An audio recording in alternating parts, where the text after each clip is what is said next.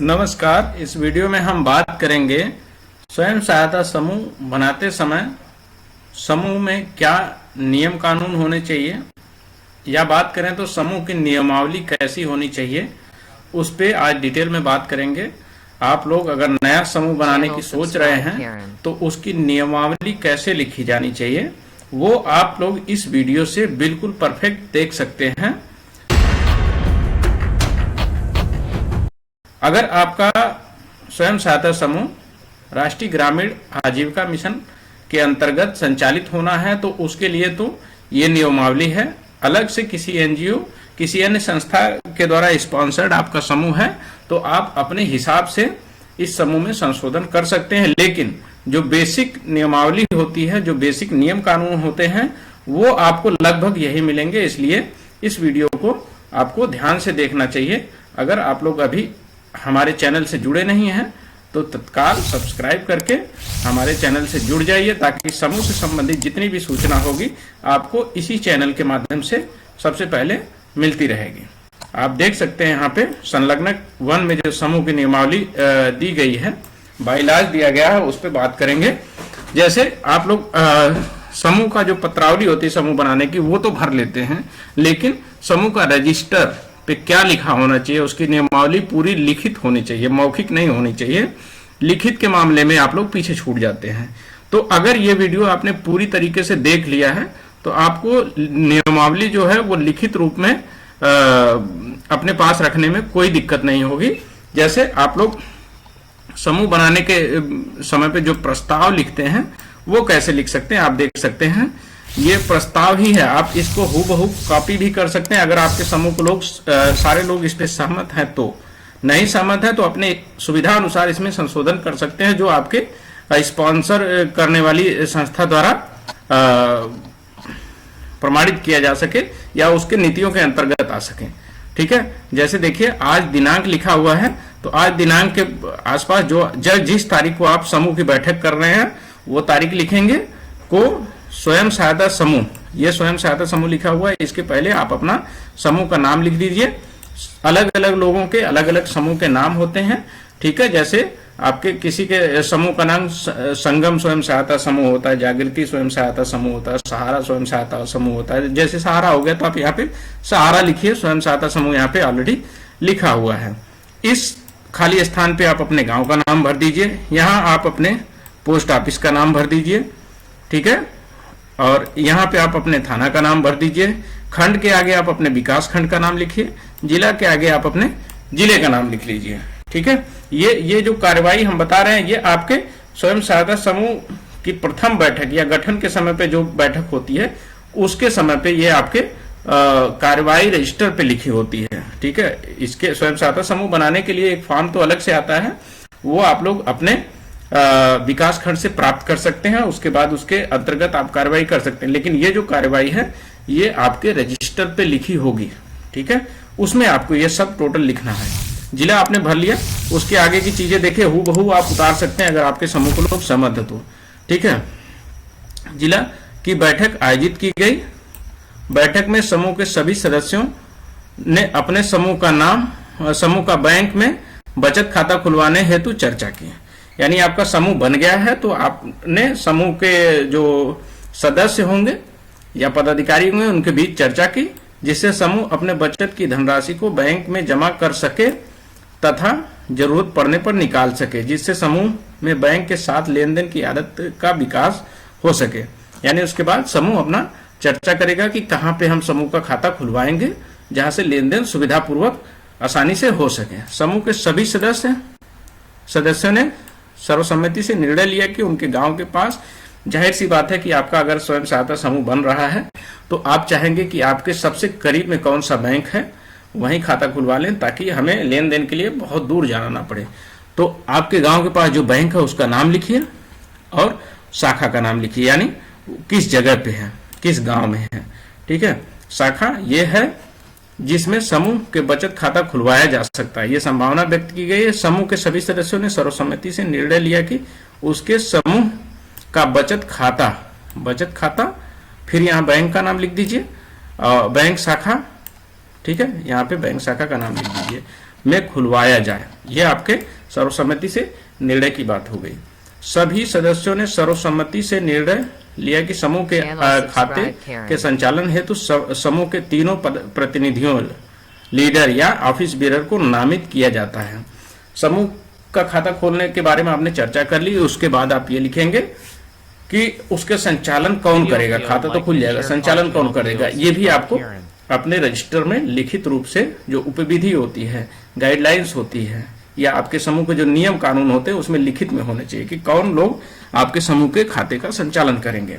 तो संचालन में होगा जो अध्यक्ष जिसको बनाएंगे उसका नाम लिख दीजिए, कोषाध्यक्ष जिनको बनाएंगे उसका नाम लिखिए, एवं सचिव जिनको बनाएंगे उनका नाम लिख दीजिए कि सचिव होंगी। एवं समूह के खाते का संचालन तीनों प्रतिनिधियों में से किन्हीं दो के द्वारा किया जा सकता है। यहाँ एक नियमावली स्पष्ट रूप से आपने लिख दी है कि हम लोग सर्वसम्मति से इनको अध्यक्ष बना रहे हैं, इनको सचिव बना रहे हैं, इनको कोषाध्यक्ष बना रहे हैं। इन तीन लोग जो होंगे ये ऑफिस बेरर होंगे और इन्हीं के द्वारा, इनमें से किन्हीं दो के द्वारा खाते से लेन देन किया जाएगा।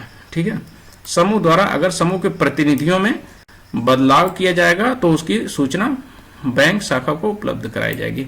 इसमें आप लोग ये भी अपना नियम बनाते हैं कि अगर भविष्य में हम अपने ऑफिस बेरर में या लीडर में, प्रतिनिधियों में कोई बदलाव करते हैं तो उसकी लिखित सूचना बैंक को देंगे। ये आपकी बेसिक नियमावली है समूह के गठन के समय।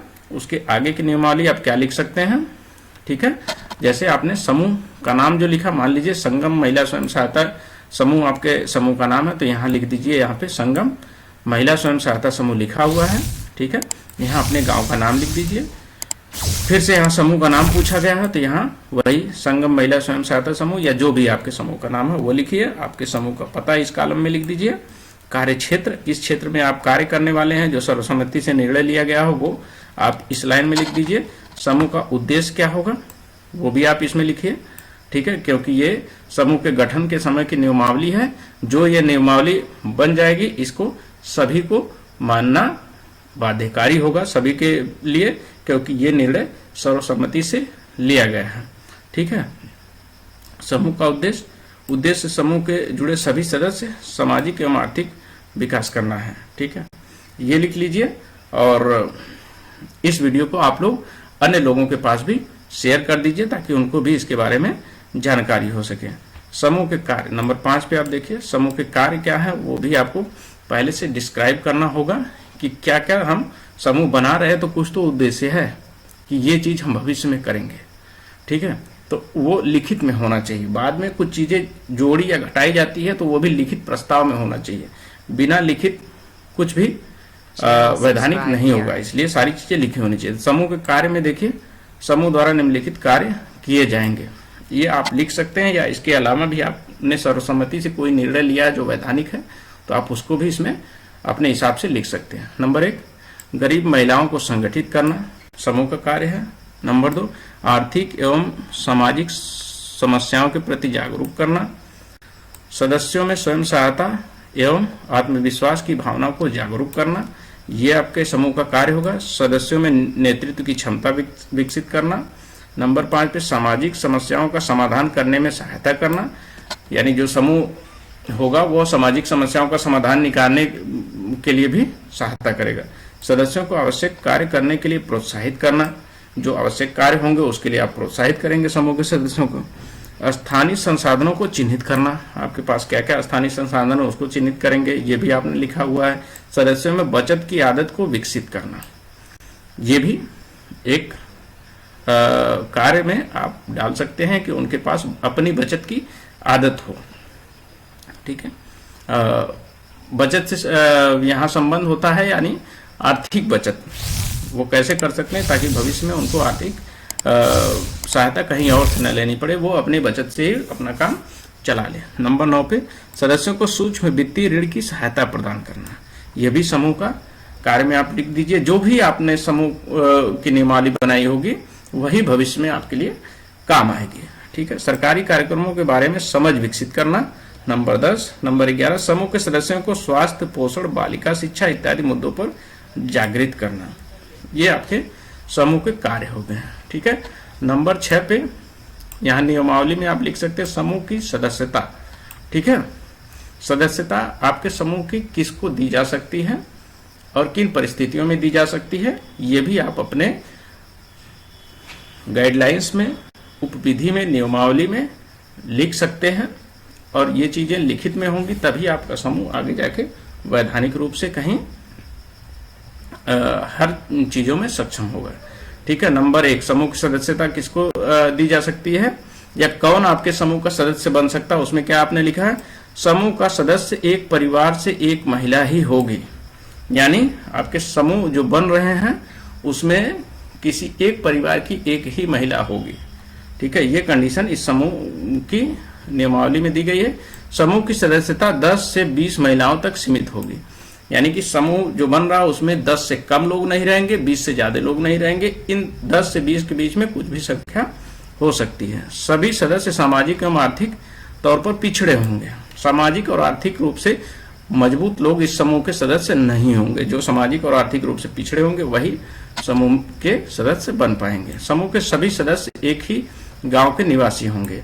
एक कंडीशन ये भी दी गई है इस नियमावली में कि जो समूह आपका बन रहा है उसमें वही व्यक्ति सदस्य बन सकता है जो उस गांव का निवासी होगा।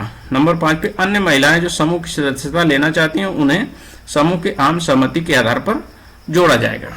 ठीक है, ये चीजें होती है कि आपने आज समूह बनाया तो हो सकता है 10, 12, 13 लोग हैं, भविष्य में कुछ और लोग जुड़ना चाहती हैं तो उनको बिना समूह की आम सहमति के नहीं जोड़ा जाएगा। ठीक है, ऊपर की ये 4 कंडीशन वो फुलफिल करती हैं, उसके बाद भी समूह की आम सहमति होगी तभी उनको जोड़ा जाएगा, अन्यथा नहीं जोड़ा जाएगा। ये नियमावली में अगर लिखित है तो इसके खिलाफ समूह का कोई भी सदस्य नहीं जाएगा, क्योंकि ये जो नियमावली बनाई गई है वो समूह के सदस्यों के द्वारा ही बनाई गई है, किसी अन्य के द्वारा नहीं बनाई गई है। जब आपने खुद अपना नियम बनाया है तो आप उसे मानने के लिए बाध्य होंगे। ठीक है, समूह की बैठक के बारे में इन्होंने नियमावली बनाई है तो समूह की बैठक की नियमावली आप भी बना सकते हैं, अपने रजिस्टर में लिख सकते हैं। बैठक कैसे होगी वो देखिए, नंबर 1 पे समूह की बैठक साप्ताहिक होगी।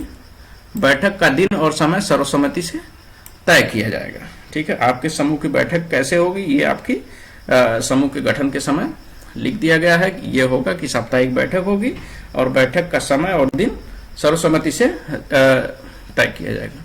बैठक में सदस्यों द्वारा निर्धारित प्रस्ताव पर चर्चा की जाएगी। जो भी प्रस्ताव होगा उसमें सभी सदस्यों की सहभागिता अनिवार्य होगी। ठीक है, कि वो उस पर चर्चा करें। एक कार्यवाही पुस्तिका में बैठक की कार्यवाही का विवरण लिखना अनिवार्य होगा।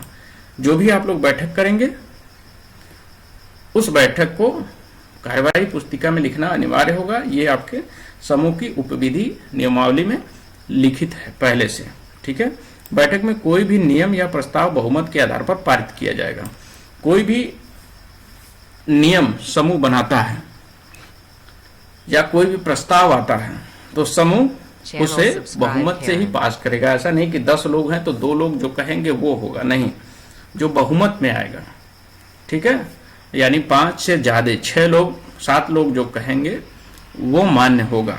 ठीक है, ऐसा नहीं कि वो 7 लोग भी गलत चीजों के लिए प्रेरित करेंगे तो वो भी मान्य नहीं होगा, लेकिन नियमावली के अनुसार वो अगर सही चीजों पे निर्णय ले रहे हैं तो वो मान्य होगा। नंबर 5 पे समूह की समस्या को समूह के सदस्यों द्वारा ही सुलझाए जाएंगे।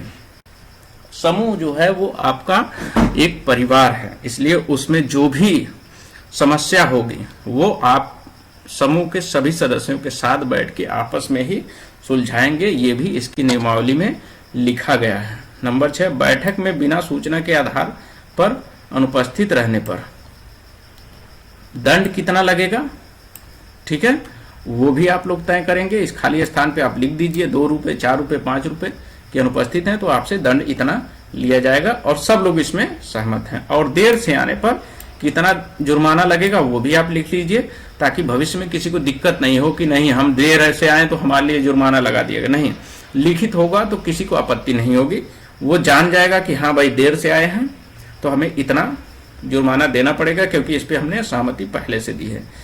अनुपस्थित हो गए बिना बताए तो कितना जुर्माना देना होगा ये सबको पता होगा। विधियां अगर सबको पता नहीं होती है तभी समस्या होती है।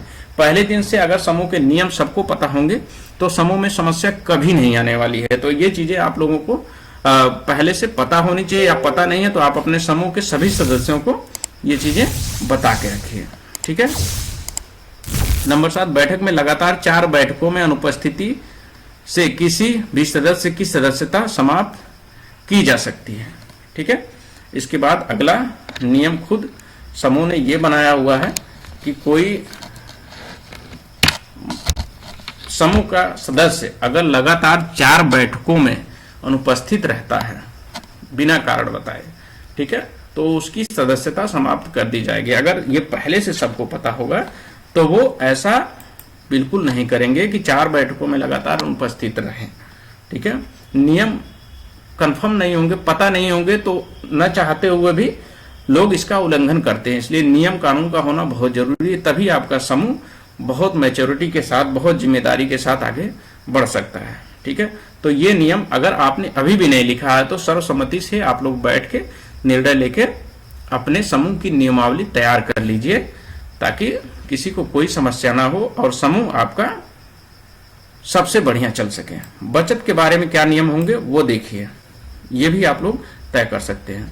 नंबर 1, समूह द्वारा आम सहमति के आधार पर बचत की राशि तय की जाएगी, जो अनिवार्य बचत के रूप में समझा जाएगा। बचत की राशि भी आपको अपने आम सहमति से तय करना है कि कितनी की बचत करनी है। यह अनिवार्य बचत जो भी तय हुई है वो उसमें लिख दिया जाएगा। 20 रुपए साप्ताहिक, 25 रुपए साप्ताहिक, 10 रुपए साप्ताहिक, जो भी है आप यहाँ सर्वसम्मति से निर्णय लेके यहाँ लिख दीजिए। अब सर्वसम्मति है तो किसी को आपत्ति नहीं है। नंबर 2, बचत केवल बैठक में ही जमा होगी। हाँ, पहले दिन से सबको क्लियर होगा कि बचत को कहाँ जमा करना है। बैठक में ही जमा होगी तो सब लोग बैठक में आने का प्रयास करेंगे। अगर ये कंफर्म नहीं होगा तो कोई एक सदस्य के घर जाके बचत का पैसा दे देगा, कोई दूसरे के यहाँ जाके दे देगा, तो ऐसे समूह में दिक्कत होती है। नियम है तो सब लोग नियम को मानेंगे। नंबर 3, बचत की राशि निर्धारित तिथि को जमा नहीं करने पर क्या दंड लिया जाएगा वो भी आपको इसमें लिखित में होना चाहिए, ताकि लोग समझें कि बचत की राशि हमें इस तिथि तक किसी भी हालत में जमा कर ही देना है। नंबर 4, इसके अलावा सदस्यों द्वारा ऐच्छिक बचत भी समूह द्वारा निर्धारित सूद की दर पर निश्चित अवधि के लिए जमा किया जा सकता है। ये भी एक अलग नियमावली में दिया गया, आप लोग चाहे तो इसको भी अपने समूह की नियमावली में जोड़ सकते हैं। ठीक है। ऋण का लेन देन संबंधी भी नियमावली इन्होंने पहले से बना रखी है, आप भी बना सकते हैं। ठीक है। नंबर 1, समूह के सदस्यों द्वारा आम सहमति के आधार पर ऋण की राशि तय की जाएगी। ठीक है। जो भी जिसको भी ऋण चाहिए उसमें आम सहमति होना जरूरी है। और आम सहमति किसकी होना जरूरी है? समूह के जो सदस्य हैं या पदाधिकारी हैं उनकी आम सहमति जरूरी है। समूह से बाहर के लोगों का इसमें कोई रोल नहीं होता है। नंबर 2, ऋण के किस्त का निर्धारण समूह के सदस्यों द्वारा ऋण के प्रकृति के आधार पर किया जाएगा। ऋण जो दिया जा रहा है उसकी किस्त कितनी होगी और किन परिस्थितियों में ऋण लिया जा रहा है, इसको देखते हुए समूह के सदस्य समूह की किस्त ऋण की किस्त निर्धारित करेंगे। ठीक है। सूद की दर प्रतिमाह क्या होगी वो भी समूह के लोग तय करेंगे। ठीक है, कि कितने प्रतिशत सूद लिया जाएगा। और जो भी सूद लिया जाएगा वो समूह के सभी सदस्यों पर एक समान होगा। ऐसा नहीं कि किसी को हम चाहते हैं कि 1% मासिक पे ले, किसी को 2%, नहीं। या तो 1% लेना है तो सब पे लागू होगा 1% प्रतिमाह, 2% होगा तो सब पे लागू होगा 2% प्रतिमाह। इसमें कोई फ्लक्चुएशन नहीं होगा। जो एक बार तय हुआ है वो सब पे लागू होगा। ऋण वापसी विलंब दंड क्या होगा वो भी समूह अपना निर्णय लेगा। तो इस कॉलम में आप दंड के लिए लिख सकते हैं। नंबर 5, समूह के लिए आवश्यक नहीं होगा कि सभी सदस्यों को वह समान रूप से ही ऋण दे या सबको एक ही समय में दे।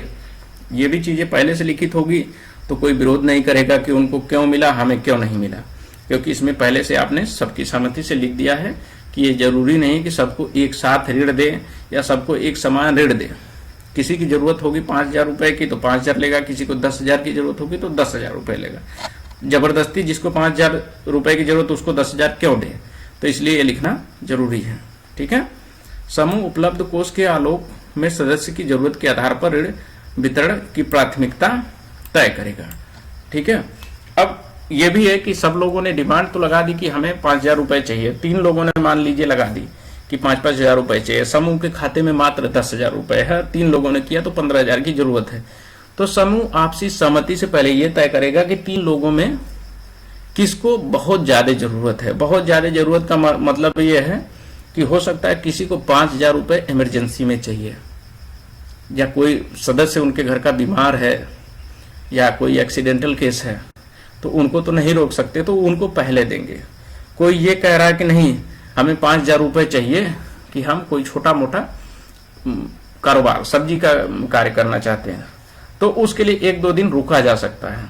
तो वो इतना प्रायोरिटी वाला काम नहीं है, हालांकि वो भी काम है, लेकिन प्राथमिकता 10,000 रुपए है, 15,000 देना है, तो किसी एक व्यक्ति को उसमें से टर्मिनेट किया जाएगा कि आप थोड़ा सा रुक जाओ, जिसको ज्यादा जरूरत है उसको पहले पैसा देंगे। ये लिखित होगा तो कोई कंफ्यूजन नहीं होगी, ना कोई विरोध करेगा। नंबर 6, समूह के प्रस्ताव पास होने के बाद ही बैंक से रुपए की निकासी की जाएगी। बिना प्रस्ताव पास किए आप लोग अपने बैंक से कोई भी पैसा नहीं निकालेंगे। पदाधिकारियों के चयन संबंधी नियम भी इसमें लिखे गए हैं। ठीक है। जीविका महिला, ये खाली स्थान में जिसका चयन होगा वो लिखा जाएगा। जीविका महिला स्वयं सहायता समूह, यहाँ स्थान लिखा जाएगा। में अध्यक्ष, सचिव एवं कोषाध्यक्ष होंगे। पदाधिकारियों का चयन आम सहमति के आधार पर किया जाएगा। यदि एक पद के लिए 2 से अधिक सदस्य दावेदार होते हैं तो वैसी परिस्थिति में 2/3 बहुमत के आधार पर निर्णय लिया जाएगा। यदि एक पद के लिए कोई 2 लोग आपके समूह में तैयार होते हैं कि नहीं हमको भी ये चाहिए, हमको भी ये चाहिए, तो आप उसमें वोटिंग करा लेंगे, और वोटिंग में जो जिसको 2/3 बहुमत जिसके साथ होगा उसी को आप लोग चयनित करेंगे। और सिर्फ बहुमत नहीं, उसके लिए योग्यता भी साबित करना होगा। जो योग्य नहीं होगा वो दावेदार भी नहीं होगा। योग्यता के बाद दावेदार होगा, दावेदारी 2/3 बहुमत से पास की जाएगी। पदाधिकारियों का चक्रीय बदलाव, ये बहुत जरूरी चीजें हैं, जिससे समूह में कभी भी कोई फ्रॉड होने का डर नहीं होता है। देखिए इसमें चक्रीय बदलाव का क्या मतलब होता है। स्वयं सहायता समूह द्वारा पदाधिकारियों का चयन 2 वर्षों के लिए होगा, यानी जो आपके समूह के पदाधिकारी बनाए गए हैं उनका कार्यकाल 2 वर्ष के लिए होगा। 2 वर्ष के बाद उन्हें बदल दिया जाएगा, ताकि नए लोग आए तो नए लोगों में आपने एक कॉलम लिखा था कि उद्देश्य क्या था। जब ये लोग 2 साल काम कर लेंगे तो किन्हीं 2 नए लोगों को मौका मिलेगा, तो उनमें भी नेतृत्व क्षमता डेवलप होगी। दूसरा कि इन्होंने क्या किया है, जब 2 नए लोग होंगे तो वो उसकी देखरेख करेंगे, कुछ कमियां होंगी वो पाई जाएंगी, कुछ अच्छाइयां होगी वो सबको बताई जाएंगी, जिससे सब लोग सीखेंगे। ठीक है। अब इसमें जो पदाधिकारियों के कार्य होते हैं उस पर बात कर लेते हैं। जैसे अध्यक्ष आपके समूह का जो भी होगा उसका कार्य और उत्तरदायित्व तो क्या होगा वो भी लिखित में है, ताकि कल को अध्यक्ष मना न करें कि ये तो हमारा काम नहीं है।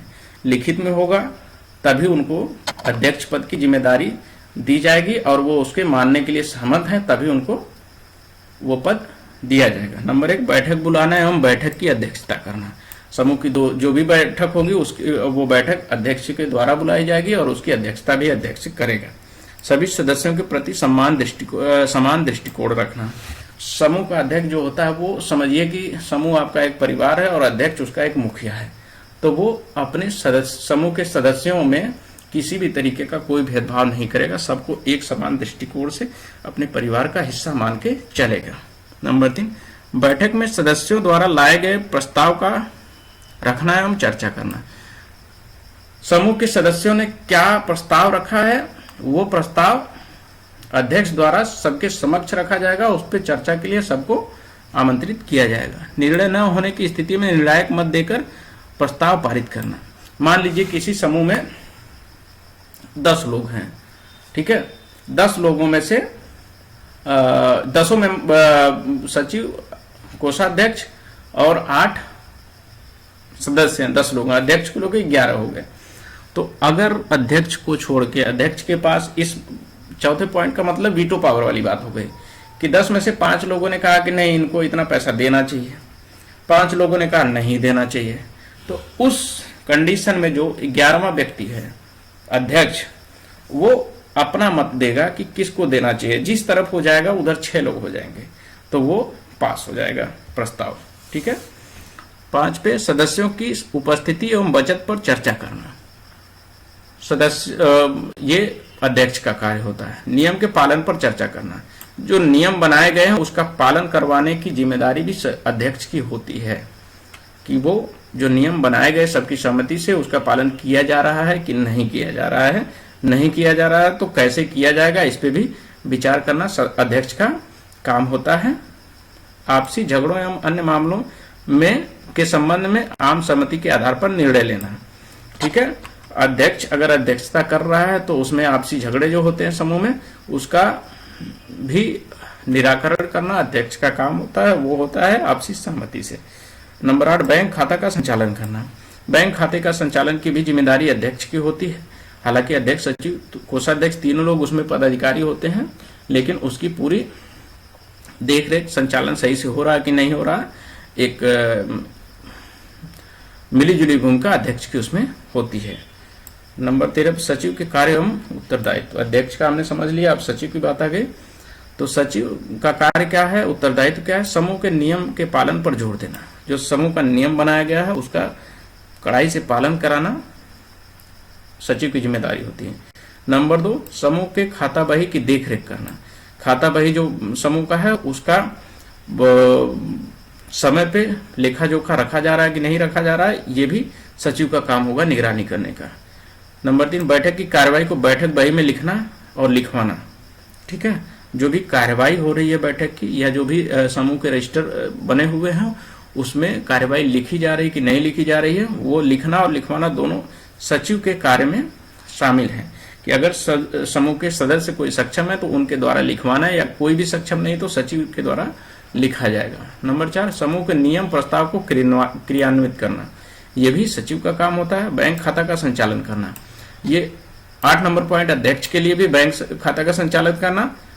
नंबर 5 पे सचिव के लिए भी बैंक खाता का संचालन करना, क्योंकि ये भी नामित पदाधिकारी हैं। अब कोषाध्यक्ष के कार्य एवं दायित्व की बात कर लें। ठीक है। तो 5 कार्य और दायित्व इसमें इन्होंने लिखे हैं। आप भी अपनी आम सहमति से अपने कार्य और दायित्व को अपने समूह के रजिस्टर में जरूर लिखें। इससे आपके समूह को भविष्य में संचालित करने में बहुत ही सहायता मिलेगी। ठीक है। और चैनल से आप लोग जरूर जुड़ जाएं, ताकि कोई कंफ्यूजन हो तो आप कमेंट करके हमसे पूछ लें और उस टॉपिक पे हम आपको वीडियो के माध्यम से समझा के वीडियो भेज दें। ठीक है। नंबर 1 कोषाध्यक्ष के कार्य और दायित्व में क्या है, समूह के पैसे का हिसाब किताब रखना। कोषाध्यक्ष का मूल कार्य ही है कि हिसाब किताब रखना पैसे का, तो पहले वही लिख दिया गया है। ठीक है। नंबर 2 ऋण की किस्तों का जमा लेना। जो ऋण दिए गए हैं समूह के सदस्यों में उसका वापसी का लेखा जोखा रखना या उनसे जमा वापसी कराना, ऋण वापसी कराना भी कोषाध्यक्ष का मूल कार्य होता है। बैंक में जमा करना एवं जरूरत पड़ने पर निकासी करना। किसी ने किस्त वापस करी तो उसको बैंक में जमा करना या कराना कोषाध्यक्ष का काम है। किसी को जरूरत है ऋण की तो उसे दिलवाना भी कोषाध्यक्ष का कार्य है। वो कैसे संपादन करते हैं ये आपसी सहमति से करवा पाना समूह के कोषाध्यक्ष का कार्य में शामिल है। नंबर 4 समूह के पैसे को सुरक्षित रखना। पैसे की पूरी जिम्मेदारी आपको बताई दी गई। कोषाध्यक्ष वो कोष के मालिक होते हैं, इसीलिए उनका नाम ही कोषाध्यक्ष होता है। नंबर 5 ये तीनों लोगों की मिलीजुली जिम्मेदारी थी, तो इसलिए नंबर 5 पे बैंक खाता का संचालन इनकी भी जिम्मेदारी हो गई। अब आपके पदाधिकारियों के कार्य और उत्तरदायित्व तो पता लग गए क्या होंगे, वो आपने इस रजिस्टर में अपने समूह की कार्रवाई रजिस्टर में समूह बनाते समय ये लिख लिए। लेकिन जो सदस्य हैं उनके भी कार्य और उत्तरदायित्व होंगे और होने चाहिए। ठीक है। उसको भी आप लिखित में कर लीजिए। तो यहाँ पे जो लिखा गया इसमें से आप अपनी सुविधा के अनुसार कुछ संशोधन करना चाहते कर सकते, कुछ बढ़ाना चाहते हैं बढ़ा सकते, घटाना चाहते घटा सकते हैं। कार्य एवं उत्तरदायित्व तो क्या होंगे सदस्यों को, वो भी लिखिए। देखिए नंबर 1 सभी सदस्य समूह में कर्ता और सहयोग की भावना रखेंगे। नंबर 2 सभी सदस्य एक दूसरे को समान अवसर देंगे एवं प्रोत्साहित करेंगे। नंबर 3 सभी सदस्य आवश्यक संसाधनों का न्यायपूर्ण एवं उचित तरीके से मोबिलाइज उपयोग एवं प्रबंधन करेंगे। आपका समूह आपका अपना परिवार है, उसके साथ किसी संसाधन का दुरुपयोग करेंगे तो आपका अपना नुकसान होगा, इसलिए उसका सदुपयोग करना भी आपकी जिम्मेदारियों में शामिल है। सभी सदस्यों का दायित्व होगा कि जानबूझकर ऋण नहीं चुकाने वाले सदस्यों से ऋण वसूल करने हेतु सामूहिक कार्यवाही करेंगे। ये भी आपके सदस्यों का उत्तरदायित्व होगा। सभी सदस्य विकास संबंधी कार्यों के लिए उत्तरदायी होंगे और सेवा की भावना के साथ नेतृत्व की जिम्मेदारी लेंगे। बिल्कुल ये टोटल पॉइंट आपके फायदे की चीजें हैं, आप इसको अपने रजिस्टर में लिख लीजिए और आम सहमति से लिखिए इसको। नंबर 6, सभी सदस्य योजना क्रियान्वयन, अनुश्रवण और विकास संबंधी कार्यों के मूल्यांकन में भाग लेंगे। मूल्यांकन संबंधी तथ्यों पर उचित कार्यवाही करेंगे। नंबर 6 का नियम है, सदस्यों की कार्य और जिम्मेदारी थोड़ा सा ज्यादा होती है क्योंकि इनकी संख्या भी ज्यादा होती है। नंबर 7, सभी सदस्य गांव एवं समूह की एकता एवं अखंडता को बनाए रखने के लिए प्रोत्साहित करेंगे। ये अच्छी चीज है, समूह में आप हैं तो भी, नहीं है तो भी, ये तो आपको करना चाहिए, ये आपकी जिम्मेदारी होती है। सभी सदस्य समूह की बैठक में अनुशासन बनाए रखेंगे। अनुशासन बहुत अच्छी चीज है किसी चीज को प्रगति के रास्ते पर ले जाने के लिए। नंबर 9, सभी सदस्य समूह द्वारा बनाए गए नियमों का अक्षरशः पालन करेंगे। ये नियम किसी और ने नहीं बनाया है, ये आपने बनाया है, आपकी सहमति से बना है, इसलिए जो भी बना है आपको इसका पालन करना आपके लिए अनिवार्य होगा। कुछ संशोधन है तो नियम बनाते समय ही आप अपने समूह के सदस्यों के बीच वो प्रस्ताव रख सकते हैं कि ये चीजें नहीं हो सकती या ये चीजें हो सकती या ये चीजें होना अनिवार्य है, ठीक है। लेकिन नियम बन जाने के बाद पालन करना सबके लिए महत्वपूर्ण जिम्मेदारी होगी और अनिवार्य होगा। नंबर 10, सदस्यों को ही पदाधिकारियों का चयन करने का अधिकार होगा। आपके समूह का पदाधिकारी आपके समूह का सदस्य ही चयन करेगा। बाहरी व्यक्ति आपके समूह के सदस्यों का जिम्मेदारी या पदाधिकारी नहीं बना सकता सदस्यों को। बैंक खाते का संचालन के बारे में देखिए, नियमावली है, आप इसको पढ़ लेना और बिल्कुल ये लिखित में है। कोई चीजें कंफ्यूजन हो तो आप हमसे कमेंट बॉक्स में जाके पूछ लेना। वीडियो बहुत लंबा हो रहा है, एक एक चीज डिटेल में समझाएंगे तो काफी समस्या हो जाएगी। लाभांश का वितरण पे बात करना जरूरी है। लाभांश का वितरण समूह के सदस्यों द्वारा जमा बचत राशि के आधार पर वित्तीय वर्ष की समाप्ति के पश्चात किया जाएगा। ये अगर आपने लिखा है, आपके नियमावली में लिखित है तो इसको आप फॉलो कर सकते हैं, ठीक है। नियमावली में संशोधन, जो नियमावली बन गई है उसमें संशोधन कैसे होगा ये बहुत जरूरी चीज है, तो उसका भी नियम एक होना चाहिए। नियमावली में संशोधन समूह के सदस्यों द्वारा 2/3 बहुमत के आधार पर किया जाएगा, ठीक है। ये बहुत अच्छी चीज है कि अगर आपके समूह में कोई नियम बने हैं तो ऐसा नहीं कि कल को 2 लोग चाहें कि किसी को निकाल दें या ब्याज राशि कम कर दें या कोई और नियम बदल दें, तो नहीं होगा। जब तक समूह के 2/3 बहुमत से कोई नियम पास नहीं होगा तब तक वो मान्य नहीं होगा, वो अवैध होगा, ठीक है। समूह का विघटन कैसे होगा ये भी लिखा गया है, ठीक है। और उसके बाद जो है समूह के इसके नीचे अध्यक्ष का हस्ताक्षर, यहाँ आपके समूह की मुहर लग जाएगी और इस पे अध्यक्ष, सचिव, कोषाध्यक्ष तीनों लोग हस्ताक्षर कर देंगे। उसके नीचे उसके नीचे समूह के सदस्यों की सूची ऐसे लिखी जाएगी क्रम के अनुसार। सबसे पहले यहाँ अध्यक्ष का नाम, सचिव का नाम, फिर कोषाध्यक्ष का नाम, उसके नीचे सारे सदस्यों का नाम, ठीक है। और उसके बाद उनके पति का नाम, महिला सदस्य हैं इसमें तो पति का नाम, विशेष समूह है तो पति या पिता का नाम हो जाएगा। और उसके सामने ये लोग जिनका नाम है वो हस्ताक्षर जरूर करेंगे। और कोशिश कीजिए कि जो भी आपका समूह बन रहा है उसके पदाधिकारी पढ़े लिखे लोग हों ताकि उनका हस्ताक्षर हो, और बिना हस्ताक्षर के उनका समूह मान्य नहीं होगा। सदस्यों में आप निरक्षर लोगों को रख सकते हैं, उनका अंगूठा चल जाएगा। उसके नीचे आपको एक प्रमाणन देना है, प्रमाणित करना है कि पृष्ठ संख्या 1 से, ठीक है, कितने पृष्ठ संख्या तक वो भी आपको लिखना। पर उल्लेखित क्रमांक में सदस्यों के हस्ताक्षर की अभिप्रमाणित प्रतिलिपि प्रमाणित किया जाता है कि यह, ठीक है, समूह का नाम, जैसे आपने संगम लिखा तो संगम महिला स्वयं सहायता समूह या जो भी आपके समूह का नाम हो वो इस खाली स्थान में लिखिए। समूह गांव का नाम लिखिए के सदस्यों द्वारा हस्ताक्षर में अंगीकृत नियमावली की प्रतिलिपि है। फिर यहाँ अध्यक्ष का हस्ताक्षर हो जाएगा, समूह का मुहर होगा या समूह के मुहर के ऊपर अध्यक्ष, सचिव, कोषाध्यक्ष तीनों लोगों के हस्ताक्षर कर दिए जाएंगे। इस प्रकार आपके समूह की नियमावली कंप्लीट होती है। और ये पूरी तरीके से जो एक समूह की क्या नियमावली होनी चाहिए वो हमने आपको बता दी है, इसमें कुछ नहीं छूटा है। इसमें आप अलग से कुछ बढ़ाना चाहते हैं तो समूह की आम सहमति से बढ़ा सकते हैं, लेकिन मिनिमम इतना आप रख लीजिए तो आपका समूह बिल्कुल भी परफेक्ट होगा।